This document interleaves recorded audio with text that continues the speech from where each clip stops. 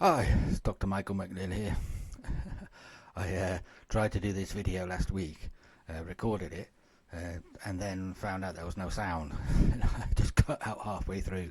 I had a bit of trouble with my old sound. I got an old digital interface, which is probably at least 10 years old, and I just don't think it was compatible anymore. So I had to invest in something new and get myself a new mic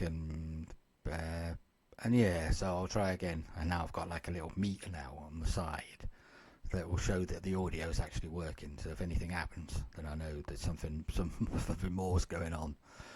But anyway, I was just going to announce the availability of my book. It's just got published. Apparently, there it is, published on there we are, 3rd of June.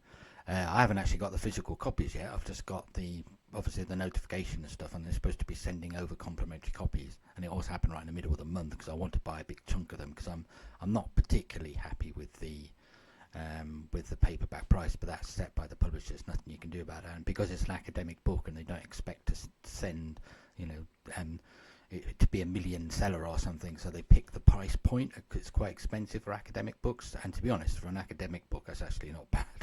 You often pay 60, 70 pounds, somebody 120 pound for a book. So really, I shouldn't say that. They've done a good job, and I've really enjoyed working with the publishers. They've been great all the way through, and I had to learn how to write in American and use American punctuation rules and spelling and formatting and laying out and things, and they cut me some slack as well because they originally I wasn't allowed to have like numbered paragraphs and things, whereas I thought that it actually really helped the book because I'm referring back and forward to stuff, and it's really helpful to be able to refer back and forward with numbers.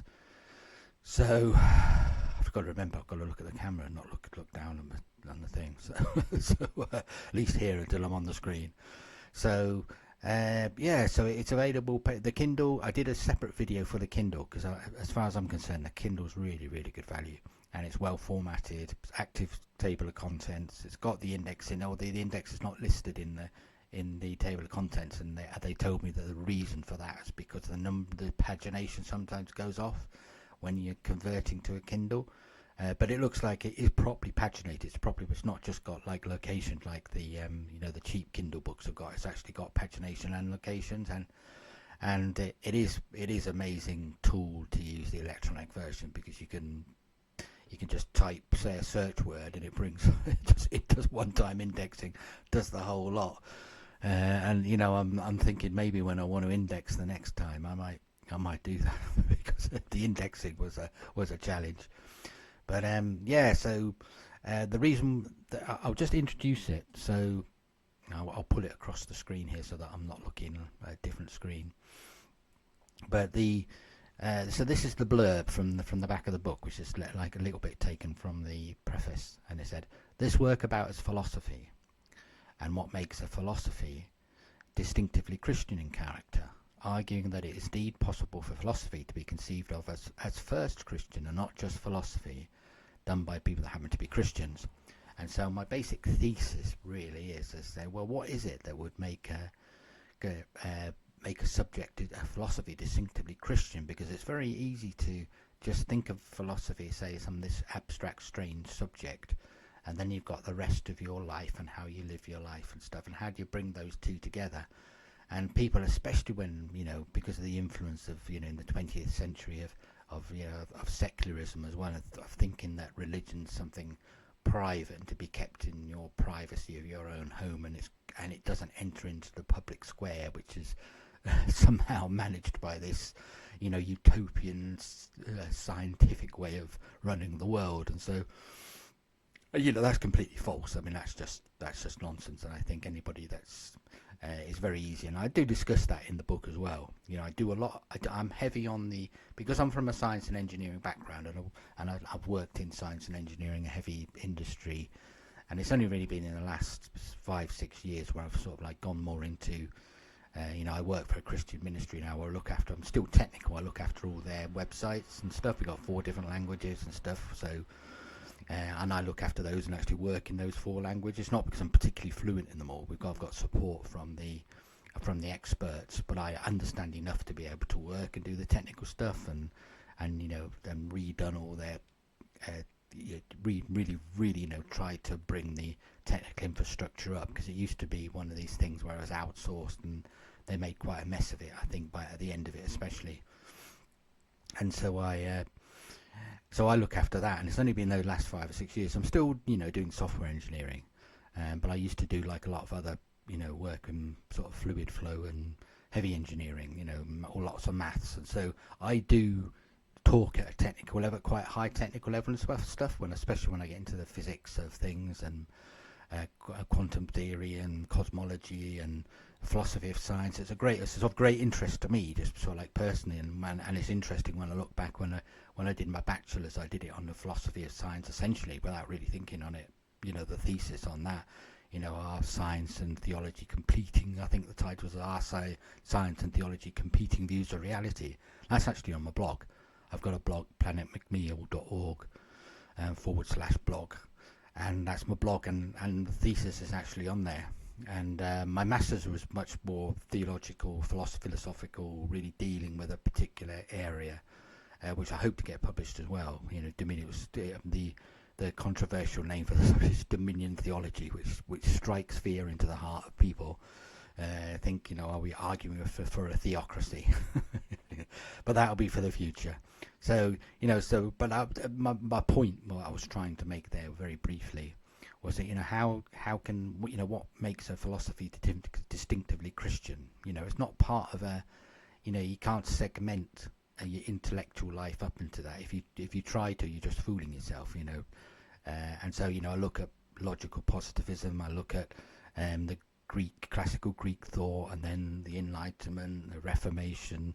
Look at what metaphysics is, look at what epistemology is, look at how they're interrelated. I mean, that's a fascinating subject, because one of the 20th century projects of the logical positivists was to attempt to get rid of metaphysics, saying they called them pseudo problems. So the most important things are, say, what is real and what is reality and what is the universe. They were pseudo problems. In other words, they were too difficult to answer. And 20th century pragmatism too. John Dewey was the most famous influence on one of the most influences on Western culture that there's ever been, and he became apostate from his early sort of like attempt to come up with some sort of Christian philosophy. And his pragmatism really was, he said, well, to try and answer these theoretical questions of, say, Hume, who was the famous, Enlightenment, Renaissance thinker, David Hume, Scotsman, he just he tried to apply empiricism as a radically, and consistently, and then ended up in total skepticism, because he said you can't, he said when you think about your reason as an abstract view, it comes up with invincible arguments against itself. So he ultimately caved to skepticism, and that skepticism has always been his shadow. Post-Hume, Kant was alarmed by what Hume's conclusions. It came up with the transcendental idea. So we look at transcendentalism, sort of like as Kant presents it, and in many ways, my book is a type of Christian transcendentalism. So whereas I'm accepting sort of like Kant's question of saying how can we have not had knowledge at all, but in principle even have knowledge, to answer Hume's skepticism. How can we have transcendental knowledge? How can we have that knowledge of objects at all? What's the preconditions for knowing anything? And so in many ways, I'm looking through that, and I'm dealing with that. And so the book is very much, one of the things that impressed me so much is I actually got endorsements on the back, which was of a great surprise to me, because I didn't realise that these people had been approached for endorsements. So if I finish, I'll actually read from to read the endorsements, but if I just finish trying to read this preface, because I just went off, because as soon as I start talking about philosophy, I just want to go off. so let's say just finish reading it. It says, Christian philosophy is epistemically self-conscious philosophy, conducted in a manner honouring to the revelation of the Hebrew and Christian scriptures. So epistemological self-conscious, that's the name of the book, and really what I'm trying to say is that in order to try and understand it, to make an argument and to make a rigorous philosophical argument, you're trying to understand and be coherent and consistent in what you actually believe, and actually understand and analyze how you believe. So you take apart, right, how are you believing? Is this coherent? In other words, does one bit say, because coherence is an important concept in philosophy, where you're trying to say that if I believe, say, X over here, and then I believe Y over here, are X and Y consistent with one another? It's a bit like saying, somebody can say, well, I'm a materialist. So does that mean they'd say they're a materialist in their theory of knowledge, and so does that mean that, say, for example, that their metaphysics are going to mean that they believe in a God that created the universe because they love a personal loving God? And so the obvious question, the answer to those is no, they don't cohere with one another, because a materialist doesn't believe, because of their materialism, in God. So there are interesting forms of people attempt to reconcile those two, but generally you would consider that those are incoherent with each other. So the idea of coherence is, how do all the different bits of what you think they all fit together? And so that's one thing I'm sort of like looking at through the book, is how do you come to a place of coherence in what you believe, where things are actually consistent, you're not contradicting yourself? Is it even possible to do that? Because in many ways 20th century philosophy almost gave up that task. They just said, you can't do that. All you can do is you can have knowledge of particulars, and that's why I talked so much about empiricism in the book, and so much about Hume and the logical positivists, and because the logical positivists have really tried to take that idea and tried to be rigorous with it, and tried to just dismiss metaphysics from philosophy. So, but that project failed, and so it's like, what happens post-positivism? And somebody that's I found of intense interest when I was writing the book was William Van Orn Quine, who began almost within. He began as a very close collaborator with Carnap as a logical positivist, but he then understood that logical positivism was based on two enormous dogmas, and it's one of the most famous papers of the 20th century, the two dogmas of empiricism, and that really marked the total annihilation of the logical positivist view. But the logical positivists gave very much the flavour of what became naturalism and methodological naturalism. That very much became, they gave a lot of their flavour, their basic approach to skepticism regarding metaphysics. And so even though Quine in a sense rehabilitated metaphysics, it was a very rarefied metaphysics that he wrote. So I sort of like, I consider that too. So there's a lot of heavy duty philosophy in this. This is not like a, some sort of apology for,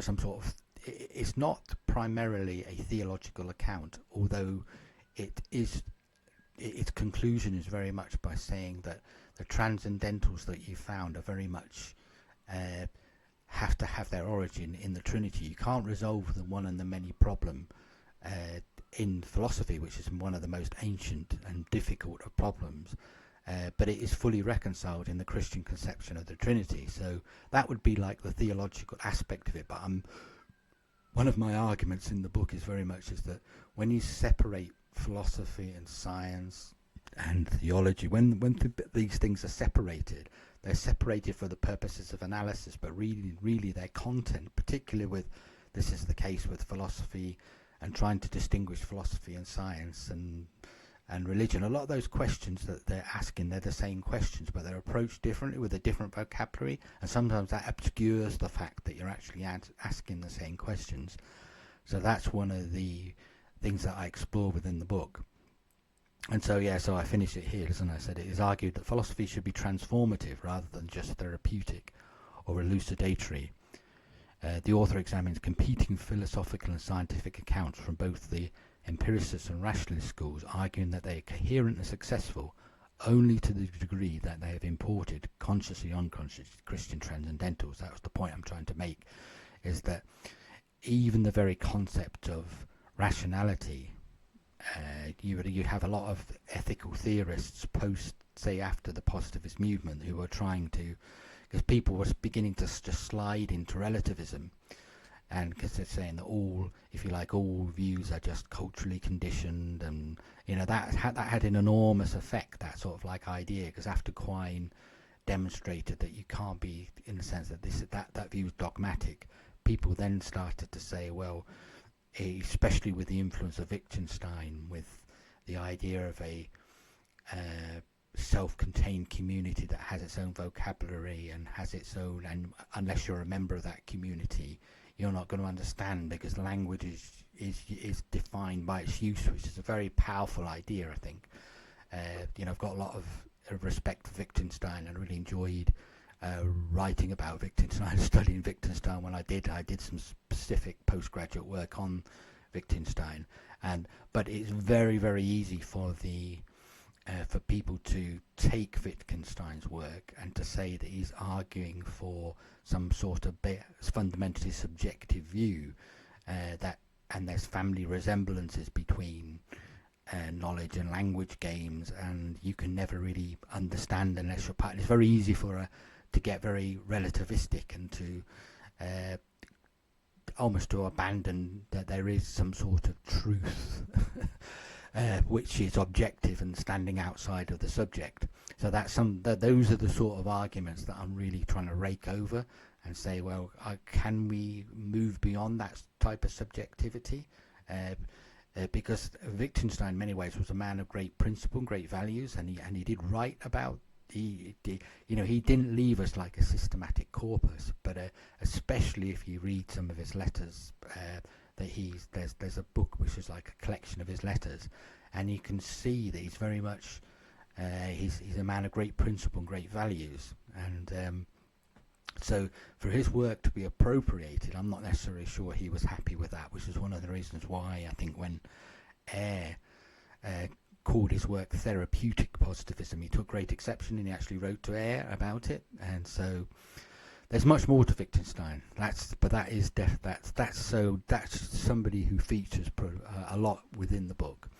And so really I'm trying to say move beyond this idea of in many ways how we got into this position in 20th century philosophy, where people were and particularly in the philosophy of science as well, where Kuhn came up with this idea of paradigms of science, that science is not this linear process of Einstein building on Newton, but what actually Einstein did was completely demolish Newton and completely rebuild this enormous edifice. And so Kuhn's argument was that actually they're two completely separate, incommensurate paradigms of science, and so that's how science moves. And so you've got science of in the 20th century anyway, you had the logical positivist view, then you had the Popperian view. So logical positivism was about verification.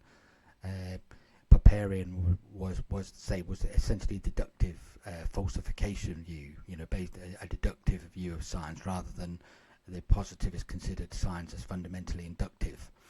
And then you've got Popper, and then you had sort of like Quine afterwards, his view, and Kuhn, who was very much he's probably one of the most influential of the 20th century philosophers of science. But interestingly enough, it's not because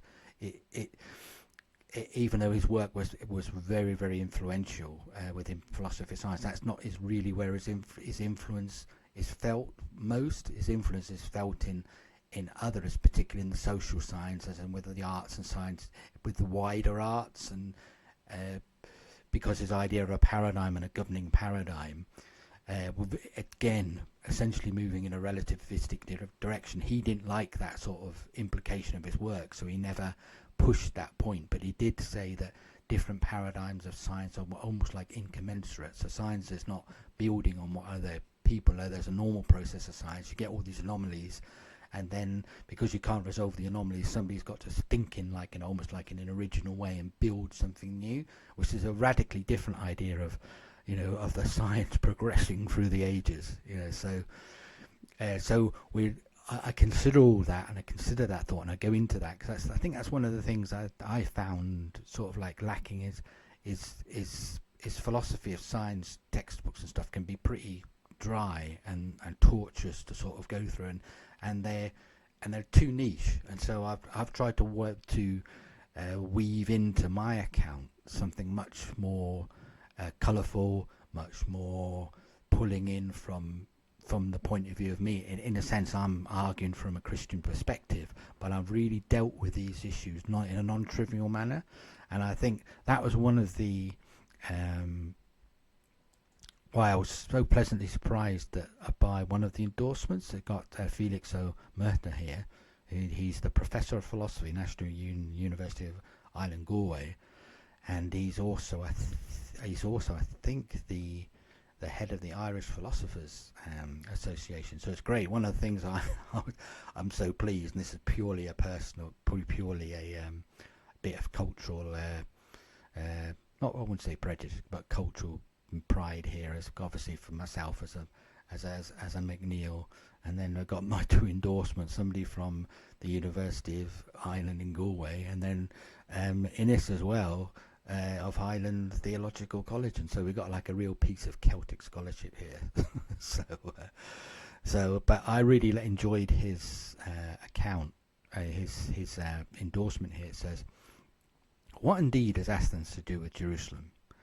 Tertullian's question still remains pertinent." Tertullian was one of the very, very early Roman Christian apologists who, rather than trying to accommodate to Greek thought, which was the dominant thought of his time, obviously with the influence of Aristotle and Plato and the schools that followed them, he was somebody that wanted to think in original, more, and say, he said, why are we accommodating our thought to those schools?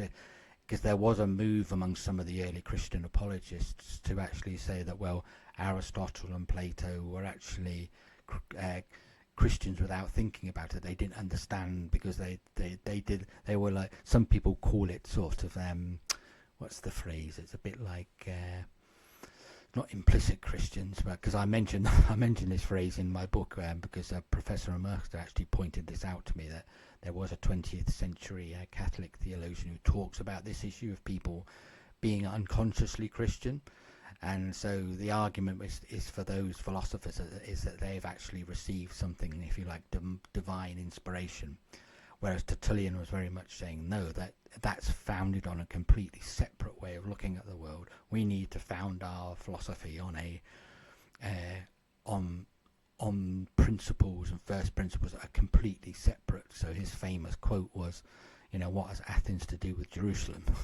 So what indeed has Athens to do with Jerusalem? And says, why make, and say, so it says here, this book makes a forceful and sustained case for a Christian philosophy founded on scripture rather than the unaided reason of Athens. So one of my arguments is that, in a sense, is that your reason is never unaided. You're always going to be basing there's always fundamental presuppositions in your thinking, if you like, transcendentals in your thinking, which are always traced back to basically a Christian way of looking at the world. Now, because people tend to think, well, what do you mean by Christian? Because Christian takes you back to sort of like the zero common era or something, or AD 0 AD, but there was no Christian before that. But there was a Jewish, if you like, the what is loosely and imprecisely called the Judeo-Christian way of looking at the world, and the, if you like, the philosophy that's implicit and within, say, the Jewish and Christian scripture. If you look at the Hebrew scriptures, what are the principles within that? God created the heavens and the earth, but God gave the earth to the children of men. And it's and I bring this out a little bit during the course of the book as well, is that in various places, it's not like it's presenting like a scientific account of the universe or something. That's not what it's doing. Oh yes, I just thought the sound had gone off there, but it's not. It's still there. It's not presenting like a systematic sort of like account of in it, but there are observations and there are scriptures which have got enormous significance for the ordering, that the universe is orderly and the universe is not deterministic, not ultimately deterministic in the sense that there's no contingency, but there are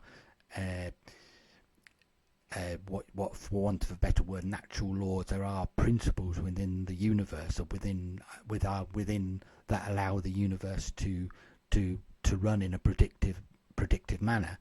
And because there's one of the earliest accounts in sort of like a Genesis is why they're when the Lord's discussing the rainbow and after the flood, they discuss, say, never again will I flood the earth. He said, as during winter, and as long as winter and summer endure, then winter and summer and seed time and harvest will endure. And so you've got this idea of a continuing process, a continuing cycle of nature. And other places that I think is in the prophet Jeremiah talks about, where it says, the Lord, I set principles of operation in for the world to run in a particular way, and this I bring out. I study those particular scriptures.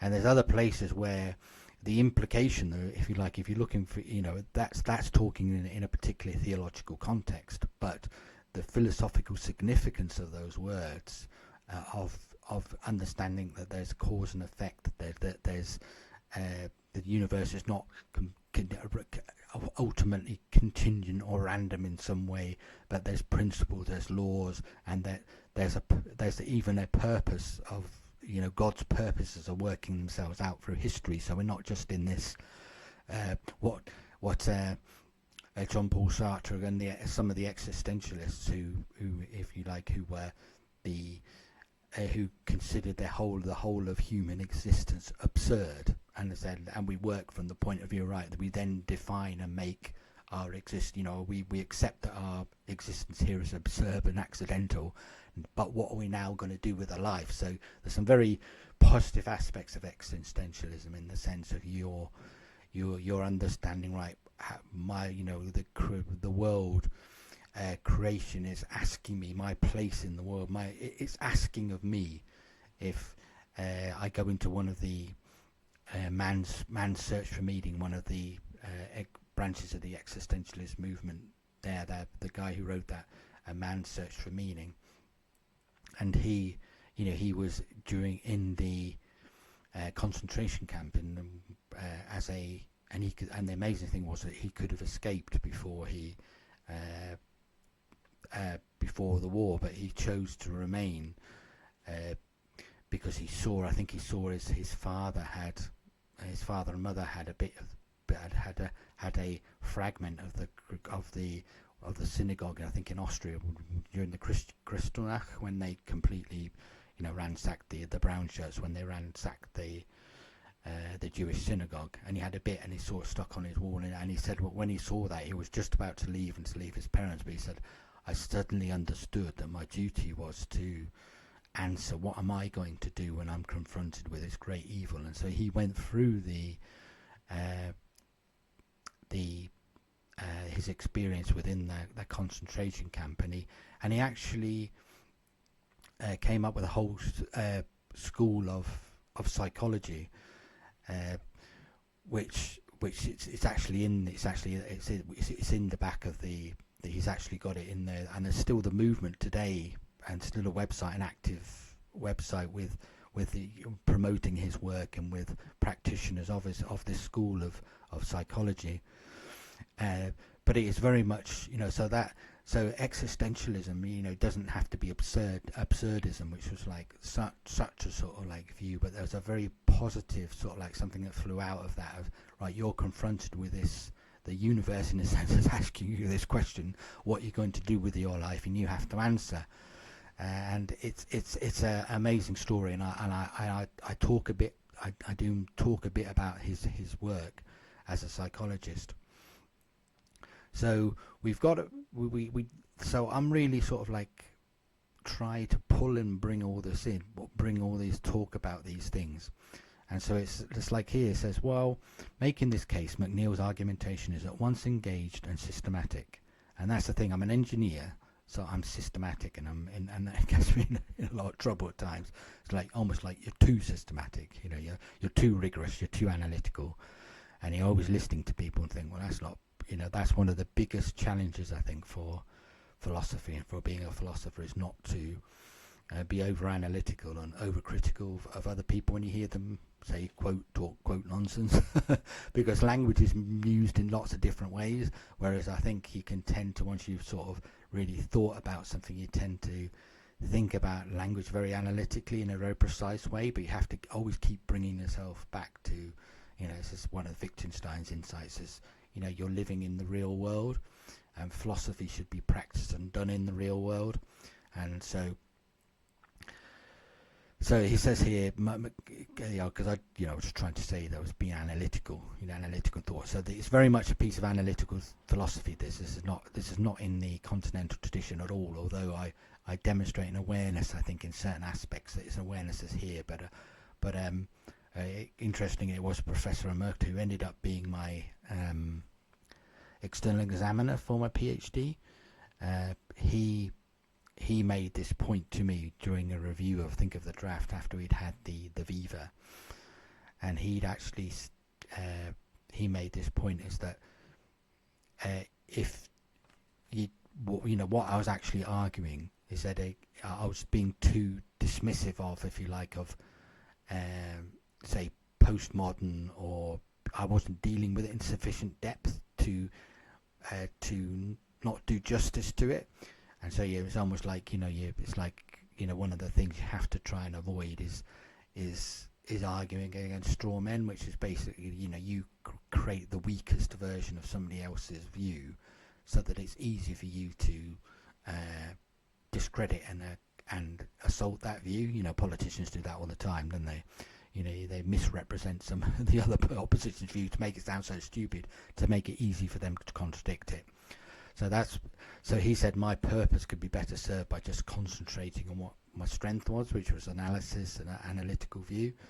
And so, but there are certain aspects of the postmodern mindset which do come into the work, because you have to deal with the you have to, if you're arguing for any type of sort of like rationalism, any sort of firm conception of truth, of that truth is still a legitimate aim of your research, and that's something that's very fundamental to me, is that the idea of truth, and of there being an objective truth, and then that is what all your work and your science and your thought is moving towards, understanding and unveiling the truth. Because if you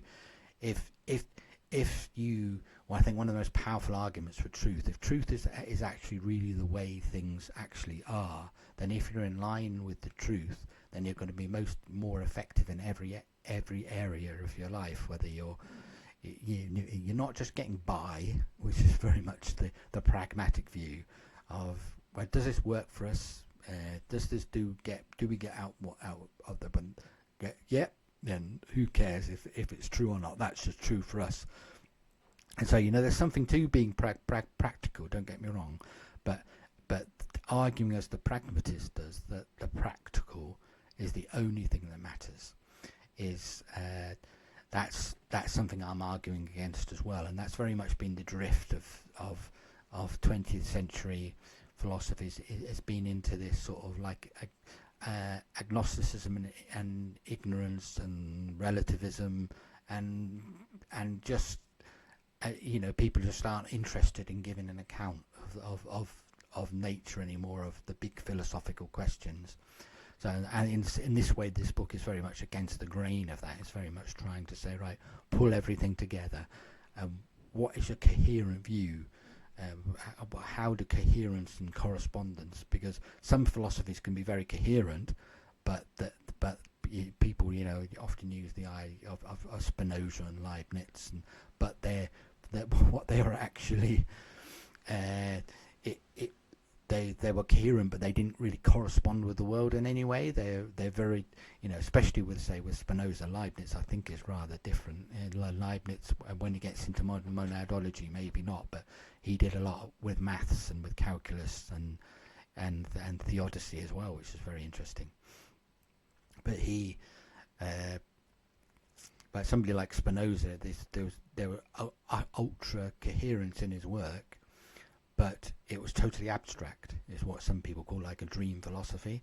So one of the things I'm arguing is that coherence and correspondence aren't in opposition to one another as a philosophical theory, but they are one and this. They are both those aspects have to be in, and the only way you can reconcile this sort of like idea is with a Christian framework. And so that's very much, I hope that gives a little bit of an overview there. And so it's interesting when I read Felix's statement here, and it says, the reader may find themselves in disagreement, either marginally or profoundly. That's good, I think.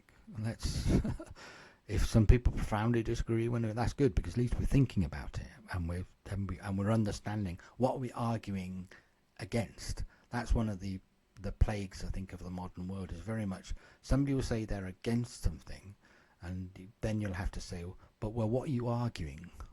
What are you for? What you actually, and to actually understand what the person's position is that you're actually arguing against, because unless you can actually understand what they're actually arguing for, if they're just arguing against you but they're not actually arguing for anything, then you haven't really got anything to answer. There's no obligation for you to answer unless they can clearly articulate what it is that they are arguing for and why they're arguing against you. The book's very much an exercise in this critical thinking, of understanding the importance of critical thinking.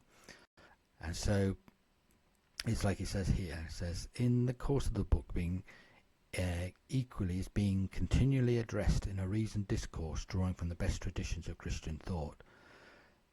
So that's quite nice, isn't it? You're being addressed in a reasoned discourse, and so this self-confessed the apologetic work. So apologetics is the part of philosophy that's dealing with these theological claims and the status of God, and defending the Christian worldview against the non-Christian worldview. So that's what apologetics is. It's defending. It's like an intellectual defense of the faith. So that's why he's saying it's apologetic work. I'm not saying sorry. The word apology is a modern English sort of like almost like corruption of the original Greek word apologia. Socrates had to make his apologia before the court in Athens. It was a reasoned defense of his position. It was a positive statement of his position. He wasn't saying sorry for his for his being the gadfly of Athens. He was making a statement as to why Athens should not kill him. So that's a great story to consider. So we do owe the Greek. As the West, we owe a lot to sort of like to Greek thought and the tradition and the philosophy that arises, and the approach that arises from that. We are, that characterizes the West. So I'm, although in some ways the book is criticizing the sort of like the concept of what people might consider the secular or the naturalism that has its roots in Greek thought. There's also appreciation for the Greek tradition and what the Greeks did actually give us in the work as well. But it's interesting here when he says in the Augustinian tradition. So Augustine was one of the great philosophers of the early church. You're talking 500-600 AD. But the amazing thing was that he saw much further. Because people, he's very much a philosopher first. That was the interesting thing, was that he was a philosopher first who engaged critically with his time. And so, but he's got this sort of like view because of his influence on Christian thought. People very much dismissed Augustine for a time, but his observations on human nature and the corruption of human nature, as particularly when he got into, say, when he started getting the Marxist critique, and then you got the critique of Kierkegaard, and when they actually looked and Nietzsche, when they looked at human nature, and they said, and they could see something predominantly very defective, and they sensed the alienation of man, and that there was something going on in man's nature, and I think one of Nietzsche's most vivid pictures was it's like you're being a rope is stretched over the abyss, and it's very easy for man to completely fall into this abyss of and I think one of his almost contemporaries used that view. J. Gresham Mason used that picture as well, as that there's this terrible there's this terrible deep abyss, and coming up from this abyss is this horrible stench and stink of what would completely destroy humanity. Nietzsche had, for all his what people would call people often consider him as sort of like rabidly sort of like anti-religious and anti-Christian, and God is dead, and all those in many ways, like people say, all those are like almost like adulterations in the sense of Nietzsche. Now I think there is a defensible position. It is a very short jump from Nietzsche into particular elements of National Socialist and Nazi philosophy. I think it's a very, very short leap in certain respects from one to the other, which is why his sister, who collected his diaries and was a Nazi, who could they even started the colony, didn't they, the Germanian colony in Paraguay. So she sort of like, it was very easy to twist his work, but he had some very he was a thinker that very much moved beyond. He could he said he philosophized with a hammer, the idea being all these things that seemed completely he called all philosophers like lawyers and arguing for a case, and said they all got these hidden agendas, and there's a lot of insight in his work, and there's stuff going to be drawn to it. Even one of my who taught me, so Professor Huskinson, did a book, Nietzsche, and I think she said Nietzsche and Christianity. I think was it Nietzsche and Christianity, but saying that you could draw from these apparently completely in opposition sort of like views of the world, but you could see within his work far more than some of these adulterations, characterizations of his work. So and Augustine has been in some respects rehabilitated, because he anticipated some of this stuff that people are suddenly realizing. He struggled with the total corruption, the seemingly corrupt aspect of human nature. It said that one of the somebody that I talk about in the book, I've got an audio tape of those where they're saying that when they were graduate studying, there's somebody in the US studying during the 70s, but they used to do the gardening to earn some money going through college, for somebody who I think was either the granddaughter or the niece of Bertrand Russell. And because Russell, I think he was I think he was alive, wasn't he? He didn't die until 1979. But she said that she never tired of mocking or ridiculing Augustine, but people looking again at Augustine have suddenly seen that he had this profound insight into human nature and the corruption of human nature, and it said that he was tormented because he stole some pears, and the niece would always mocking, Greg about, how could somebody feel so bad about just stealing some pears? But it wasn't the stealing of the pears, it wasn't the individual action, it was the fact that he wanted to steal them, because he said the thing that tormented Augustine was that he said, I didn't even like pears, but I just wanted to steal them because I wanted to steal them. And he was saying that utter depravity, Calvin brings this out, doesn't it? The common conception of Calvinism, of the utter depravity of human nature, and that man was totally depraved. That was one of the insights of sort of like of Augustine. So after this centuries of sort of being almost excommunicated from the academy because of his religiosity, people are rediscovering Augustine in the sense of his profound insights into human nature. And so it's quite a compliment in a sense to be thought of in the Augustine tradition. And so and finally what he actually says here, doesn't he? He says is an important contribution not only to the philosophy of religion but also to metaphysics and metaphilosophy. So if you like, the philosophy of how we should do philosophy. And I think that's the thing I'm arguing here. Well, how should we do philosophy? How can you actually even be vaguely coherent and consistent in what you do, and you're not just building this enormous system on this arbitrary platform of because one approach to arguing about reality is to be axiomatic, if you like, and to be mathematic. Axioms are common in maths. You say, well, this is what I'm going to take as given, and then I'm going to build my system on it. It's like geometry, isn't it? Would you get Euclidean there, the axioms of Euclid, and you can then build. Say, right, we're going to come up with a couple of definitions, and then we're going to say from those definitions we can then construct a view of the world, of time and space.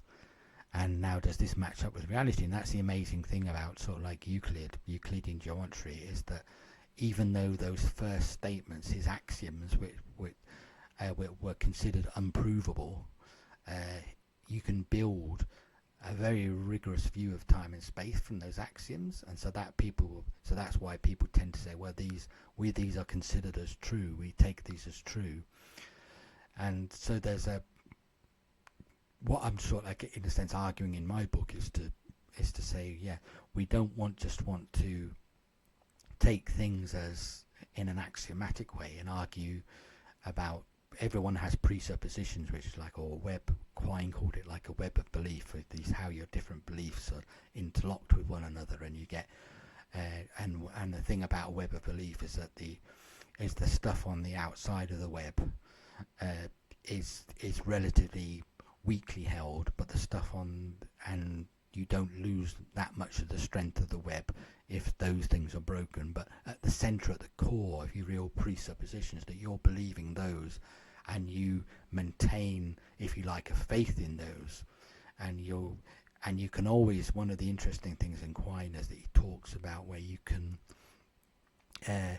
continually revise your theory to accommodate changes. You never actually have to give up your theory. You can always change and reinterpret it. There's people, there's people that believe in a flat earth, and it's like, and you think, how can anybody be so dumb as to believe in a flat earth? But you can actually, if you want, you can use these incredibly complicated differential equations to predict assume the earth is flat, and then the movement of the stars across the sky or something. And you can actually predict with these, assuming that the earth is flat, you can still accurately predict where the stars are going to be, because obviously in Copernicus, when he was dealing with this problem, thought everybody used to think that the earth was the center of the universe, and that the earth was still and the universe went around, because the earth was, in, if you like, classic, in some forms of Catholic thought, man was the height of God's creation. Therefore, it made theological sense that the earth was the center of the universe and everything revolved around the earth, because that was the most important place, because that's where God put man. Whereas what was so revolutionary about Copernicus was that when you saw this strange pattern of the stars, and they're called the wandering stars, where they they go a bit across the sky, then they go back, and then they move their, the latitude moves, and they seem to wander. And Copernicus basically thought, well, if you change and consider that the earth is actually moving and the sun is fixed, then you can solve a lot of these these problems. But nevertheless, if you really want to, you can, and much simpler as well. The Copernicus view is considered a better theory because it's much simpler, and that's one of the tests, if you like, for a better theory, is that Occam's razor, it's called, where you chop off unnecessary entities, or simplicity is considered a great attribute, a merit when you're dealing with a theory.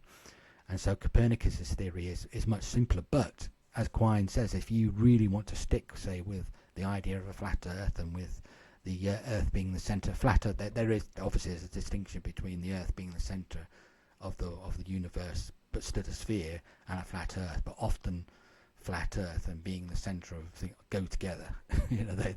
They're just a particular view that predates, because a lot of people used to believe in a flat Earth at the time, when they also used to consider the world, if you like, the geocentric view. So, but you can maintain a theory if you're prepared to make endless revisions to your theory, or adding endless things to it. That's one of Quine's great contributions, was to actually say, well, actually, he was what was called a holist, so he's saying it's your whole view of nature that has to fit together. Where I would differ with him is because he would say that you can adopt one theory of many it's what's called being empirically sufficient. So if you've got a theory and it adequately gives you account of your interactions with nature, or your equations give you sufficient to explain something sufficiently, then he'll say that's fine. But there might be another theory that's also empirically sufficient, and he says, but there's no way you can decide between those two theories. No theory is ultimately, if you like, has the status of absolute truth. And so, whereas what I'm arguing here is actually, yes, there is a metaphysical theory that does have the status of, if you like, quote, absolute truth. If you like, there are certain transcendentals that you have to assume to make sense of the world at all in any respects, and those are Christian transcendentals. Because you can argue that all sorts of things are transcendentals, but you often have to say, well, but what are you assuming in those? You need a set of transcendentals for your transcendentals, and I say that sooner or later you can never make sense of knowledge, and you can never make sense of the world unless you are importing in, consciously or unconsciously, Christian transcendentals. And that's why Innes, in his review, he puts here, McNeill emphasizes the role of transcendentals in philosophy, highlighting the hermeneutical interdependence of epistemology, metaphysics, and ethics. Those things are fundamentally intertwined. That's one of my arguments in the book. Your epistemology and your metaphysics are always intertwined. You can't separate the two, because you can't say what's real unless you've got a theory of objects, and then you can't have a theory of objects unless you know what's real. So one of those is if when you're talking about a theory of anything, you're talking about epistemology. When you're talking about the object itself, you're talking about metaphysics.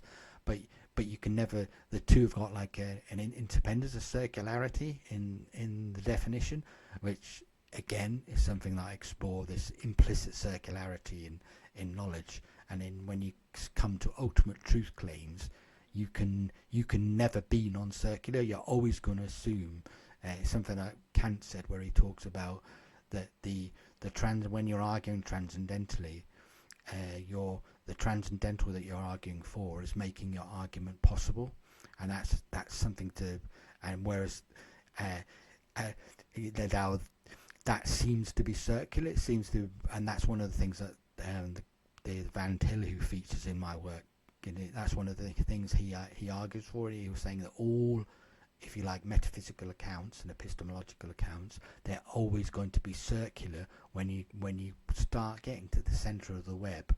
Why do you believe what you believe? And they become things that you believe in a self-justifying manner. You consider them self-evident. All these concepts of evidence, of circularity. I'm studying. I'm bringing these out within the book. And so for somebody who's really trying to get their head around what are the philosophical issues, and rather than just ignoring what's sitting behind some of these philosophical issues, I'm really trying to get into them, and to say that when you really dig down and you sort of like do this sort of like if you like, archaeology, and you really sort of like digging what's here, what's behind it, you find that you can't avoid the Christian conceptions of the world, the idea of there's natural law, that there's determinism, that there's also contingency, but there's not complete contingency, and there's not complete determinism, and how they are woven together in the Christian worldview is assumed in so much of, say, what people might call naturalism, but naturalism on its own just eats itself, because if all you have is nature, then why should you believe nature? That was like what was called Darwin's doubt.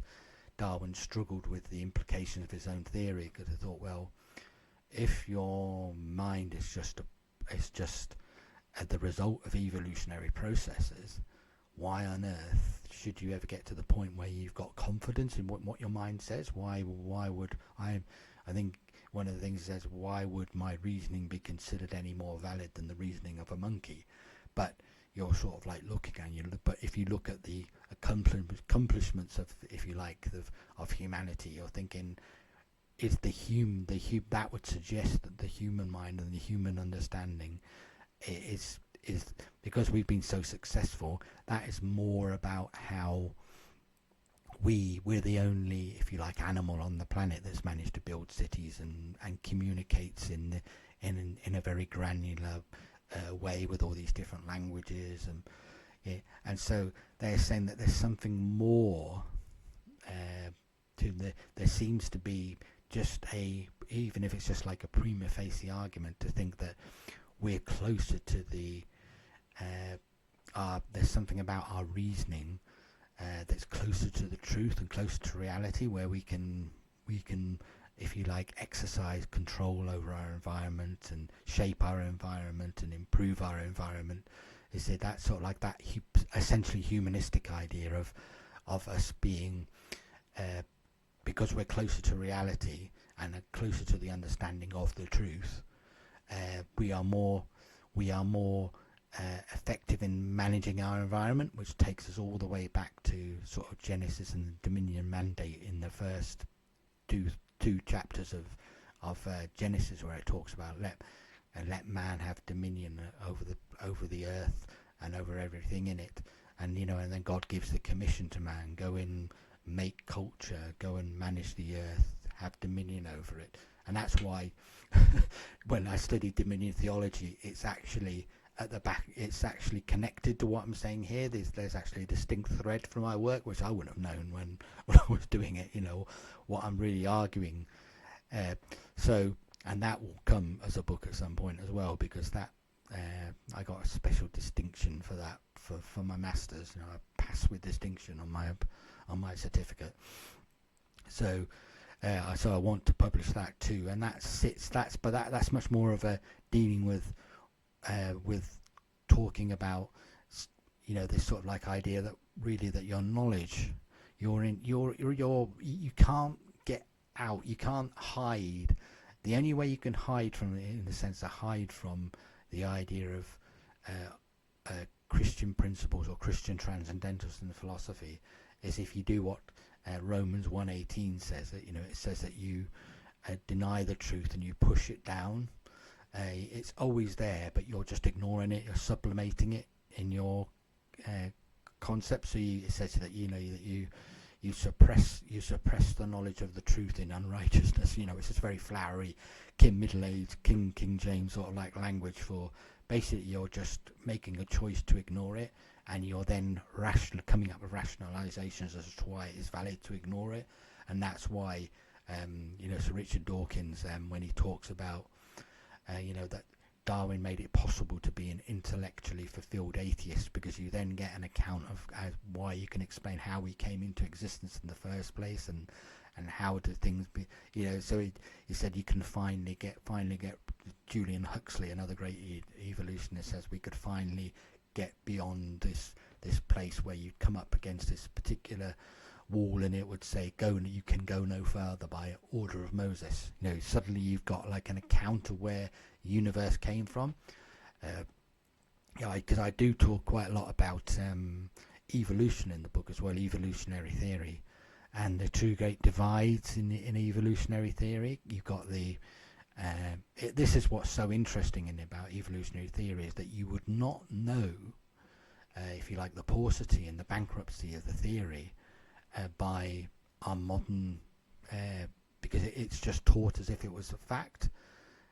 Whereas if you look at the actual status of the work, you had Gould, who's the most famous paleontologist, probably through the 70s, 80s, 90s, and then you had the Dawkins on the other side of the argument, and these two guys.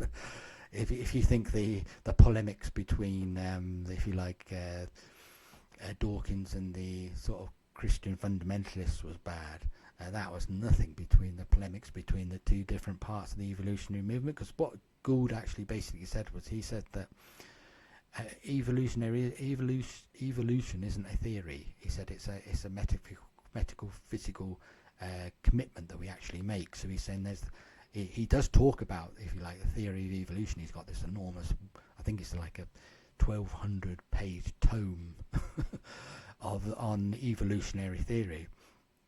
But he says that we are just assuming evolution as fact. He said we're not doing it on the basis of inference, or on the basis of evidence, or on the basis of he said we're just assuming that this is, if ever there was an example of how he's saying, essentially saying this is almost like a religious view, and again going back to Quine, we're just accepting this is our core belief at the centre of our web is evolution. And he said, and we're just building out from this, because the interesting thing is that when he says, the reason why he came up with what he called punctuated evolution was, he says that because everybody's day-to-day understanding of evolutionary theory is that was that you started off with this sort of like these chemicals joined together formed RNA molecules. These RNA molecules somehow, because of lightning hitting I think on Life on Earth, Sir David Attenborough's book, he talks about this, doesn't he? Right at the beginning, in the introductory chapters, it says, lightning conditions came down, suddenly there was oxygen, and suddenly these RNA molecules, and they form bacteria, and then bacteria form more complicated organs, and things gradually change. It's called gradualism, isn't it? That's why you've got millions and millions and millions of years, and then you suddenly, from non-life, life appears, and then from these very simple organisms you get very complicated organisms. So it's gradualism. And so if that theory was true, then what you should have, this is what Gould says, if that understanding of evolution was correct, then what you should have, because there's millions and millions of fossils found throughout the world, and what you should have is a very, once the shells, if you like, and the organisms became complicated enough so that their natural processes didn't just break down the shells or the bones or whatever. If somehow they could be preserved, you should see this very linear change of species. So you would see lots of in-between organisms, and lots of in-between fossils, and lots of in-between. That's what you should see. But in fact, what you don't see that. You see kinds. You see you see distinct kinds, and that's been one of the great things of trying to in that view of evolution. And he's actually saying, well, actually, we've got an incorrect understanding of, he said, you can't make the paleontological evidence fit that view of evolution, so something else must have happened. He came up with what he called punctuated evolution, which is it's one of the most amazing what you would call in ancient Greece would have been called a sophist argument, that the fact that there is no evidence is the strongest evidence for punctuated evolution, because he said that what happened, and it's basically a Marxist view, it's brought from Marxism. So it sort of like says that he said that there's periods of rapid evolutionary change, but then there's followed by a period of stable no change, and then suddenly there's another period of rapid change. And so he would say that when you looked at the fossil record, you would then see you would have a kind, no intermediate ones, and therefore the evidence for evolution by punctuated equilibrium is the fact that there's no evidence, and that is so that's what you call a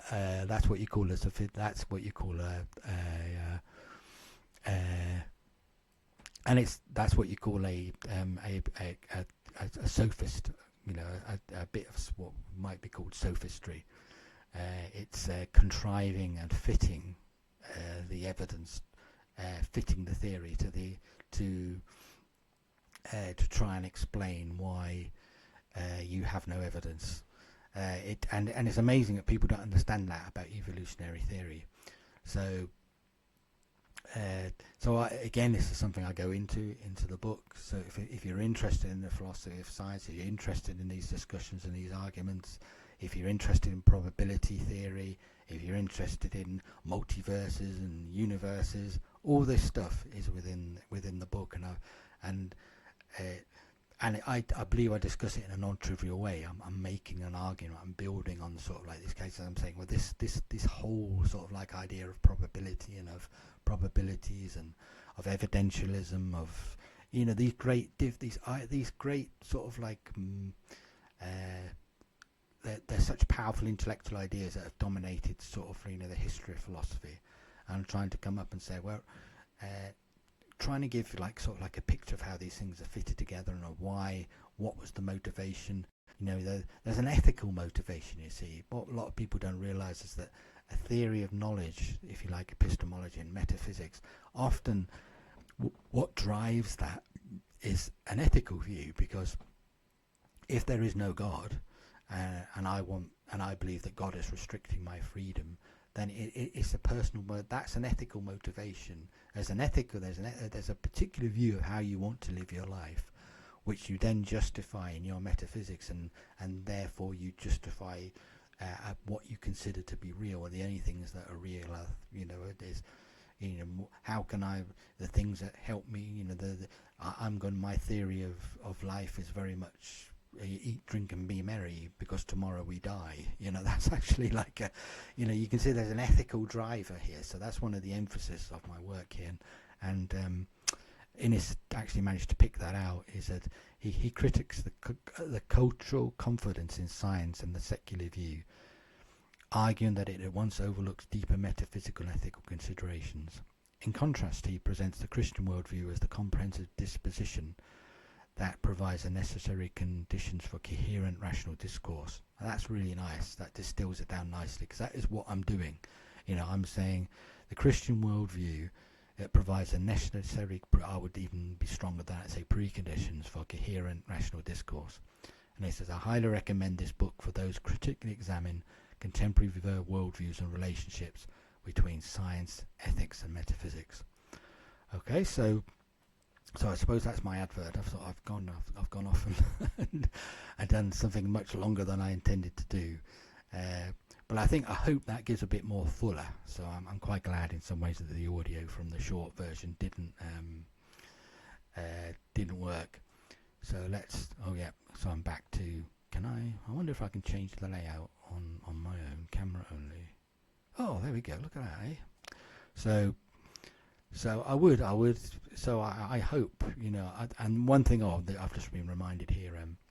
If for some reason, it's like if you're a philosophy student or if you're studying on something and you can't afford, 30 something pound for that, I'm going to get a stock of the book. I'm happy to let the paperbacks go for the same, for maybe 10, they could buy, because by the same price as the Kindle with the postage and packing added. So please get in touch if for some reason you can't afford the book. The last thing I want is people not being able to get the book because they can't afford it. So please get in contact with me. The book's very much complementary to what's on the one on my blog, planetmcneil.org.blog. I've got the PhD thesis on there, which the book is based on, and in some respects, if you're studying and you want to follow a lot of the references, it being a PhD, it had all these sorts of tangential arguments and extended references and all sorts of that's useful. And if you want to copy and paste passages and stuff, but the book really, I think, improved on the PhD thesis because of the constrictions of time and of word length and stuff, and some important parts of the argument I think did get focused and did get clearer. And I finally understood some things that I thought I understood, and you suddenly get to this point where you say, well, actually, I now understand. I should really now go back and rewrite the entire PhD, but I'm not going to do that. So there's not many things like that, but certain little things suddenly became clearer, and I managed to express them much more in the book. So very much, the blog is very much complementary to the book. They go together, and the book really enhances what is in the website. So. But again, I say, please get in contact if you're a philosophy student or if you're a philosophy lecturer, or I'm happy to get the books out there. I'm happy to donate to university libraries. Probably no cost in those cases, but just so that people can get the book, getting in something in there, because I really feel it's like both reviewers have sort of said that they really consider this as a really good contribution to philosophy and metaphilosophy and the philosophy of religion. So this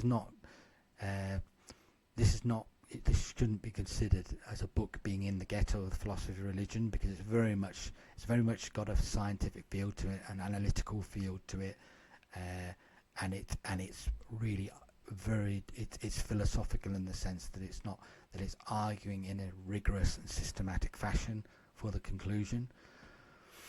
So please, if you can't afford it, please get in contact me on my blog, contact me there, and I'm sure for the price even of the Kindle. The Kindle is very good value, but obviously Kindles are a little bit more fiddly to work with which is why I'm hoping to get like a web, something, why the PhD might be useful, because you can copy and paste things more easily and stuff if you're but it's still the Kindle's very, very useful for the purposes of research and stuff. And then the web, if you're really trying to look at some of the bibliography and chase some of the references, and because obviously when you're doing a PhD, you're adding in lots of extra info, and you've got lots of extra footnotes and stuff that just weren't in the book. Because I had to chop off, I think, something. It was what was it in the end? I think it might have been 70-something thousand words or something. But most of those were chopped off from the footnotes, because with your footnotes in a PhD, you're obviously extending the argument or bringing stuff out, and stuck loads of appendices and things in. So I hope that gives a much more fuller account, because I think when I did it, I had in mind I'll just do 10 minutes. But I think this is sort of like more of a better advert for the book today. Thank you very much, and I will see you again shortly. I'm probably going to do another video later today, because we're living in a world where the US has helped Israel attack Iran. So there's plenty that can be said on that. So I may well do another video later on today once I've got this out. So thank you again. Please get in contact. Please comment. Please say I would like the book. Get in contact with me. I can get you a paperback for the same price as a Kindle or whatever, with the postage and packing. Okay. God bless you. See you.